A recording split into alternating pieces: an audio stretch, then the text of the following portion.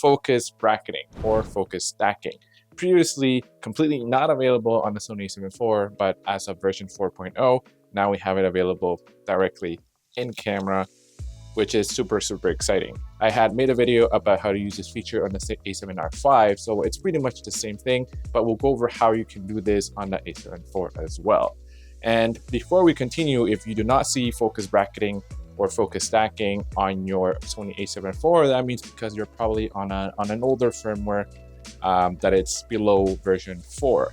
So the video before this one that I published was on updating the Sony a7IV to its latest firmware, version 4.0. And there was a lot of you who watched that video, and a few of you had some issues or some questions about the firmware. So before we get started to focus bracketing, I'm going to answer a couple of those questions really quickly. AFC is broken, and I had a couple of these comments. So I have two sampling lenses, they're Cine lenses. Both of these work on the Sony a7IV with this brand new update. Perhaps other Samyang lenses do not quite work, but you can probably try to update those with the Samyang lens station to their latest firmware to see if that works. Is the percentage of third-party batteries still displayed after an upgrade or an update from 1.0 to 4.0? It does work for me. So did it reset all of your custom settings or any kind of setting that you might have applied to your camera? Nope, it kept all my custom settings exactly the way they are. I got version 2.01. Should I update? I mean, if you want to take advantage of these new features like focus bracketing, then yes. I wonder if this would apply to the a7C too, since it's almost the same camera. Almost, but it's not, and the firmware is designed specifically to the Sony a7IV, so please don't do that. You might ruin your camera. So anyways, those are some of the biggest questions I got for that firmware update video. And if you haven't watched the video or haven't updated your camera, you can go on and check out that video.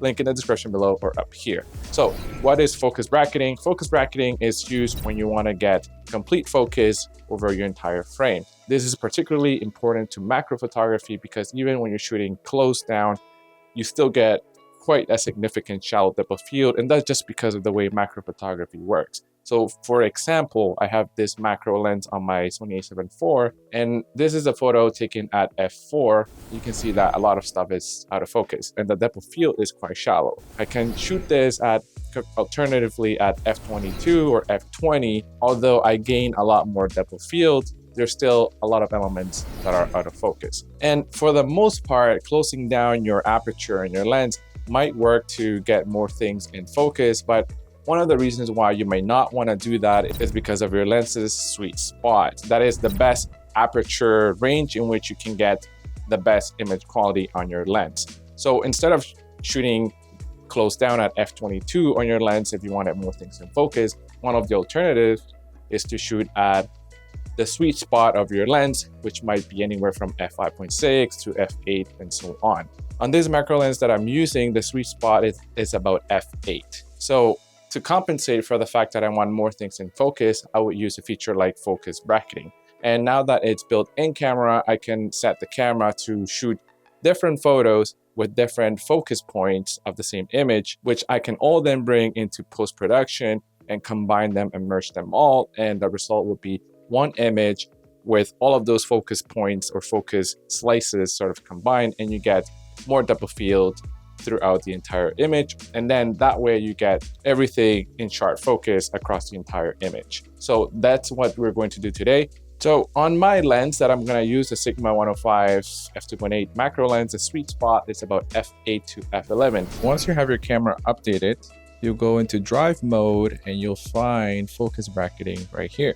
But before we do this, let's go into menu and adjust some settings. We'll make sure you are in shooting mode. Go into drive mode, then in bracket settings, and then focus bracketing order. This will tell us the shooting order. So I have set it to this one. The first one, it shoots by focusing on the first image, and then it shifts the focus from the second and subsequent images toward the far side. So we'll try that one. Exposure smoothing. So it allows you to control automatically the exposure value when shooting in focus bracket. I'm going to leave this as off because my lighting conditions are not changing. Shooting interval, I'll leave this as shortest. We'll head into drive mode again. and going to bracket focus or focus bracket. Under step width, we'll leave it as standard.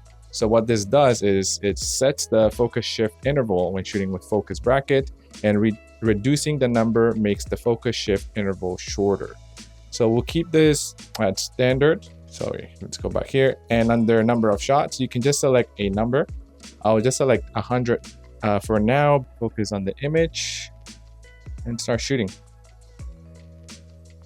As you can probably see from here, you can probably notice a slight shift in focus every single time an image is taken.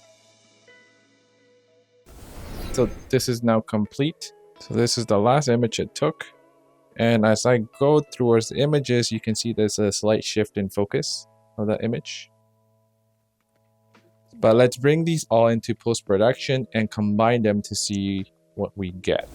So I have all my images selected here. And this is the first image. So the focus is around here. It's actually a little bit soft, but the last image right here, the 100th image, the focus is around over here, right there as well. So it did not get focus of the entire plane because I think it needed more photos, and I selected 100 photos. So for this to really go through the entire frame, I would suggest in the future just to adjust that number of photos and increase that to a lot higher. So right now, I only took 100 photos, so everything from there to there was in focus. You can see that throughout different points here, we have different focus points. So this is how we can do it. You can also do this via a software called Helicon Focus, which specializes in focus stacking. But I do not have that, so I'll be using Photoshop and Lightroom. So now I have all of these photos. We'll select all of them, Control or Command A, right click, open as layers in Photoshop. It's going to take Photoshop some time to import all of your photos, but once that's done, you can select all your photos in Photoshop, go to Edit, Auto Align Layers, and select Auto and click OK. And this is also going to take a bit of time depending on the number of photos you have. But again, once that's done with all the layers still selected, go into Edit, then go all the way to Auto Blend Layers. We'll select Stack Images and uncheck Content Aware Fill Transparent Areas. We'll click OK and we'll wait again. So all of these images have been now stacked together, and you can see now that most of this is now in focus.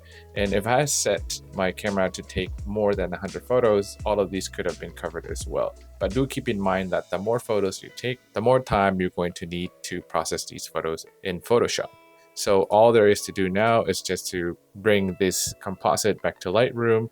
You can crop it or enlarge it to hide some of the transparent areas in the corners and further adjust your image. This is what the image looks like shot at f2.8 compared to the one combined with focus stacking. This is what it looks like shot at f20 compared with the one that was focus stacked. So that is how you can use focus bracketing or focus stacking on your Sony a7 IV. Let me know in the comments below if you have ever used this feature or if you're planning to use this feature now on your camera. And before you go, here are a couple more videos you could probably watch next, and I'll see you there.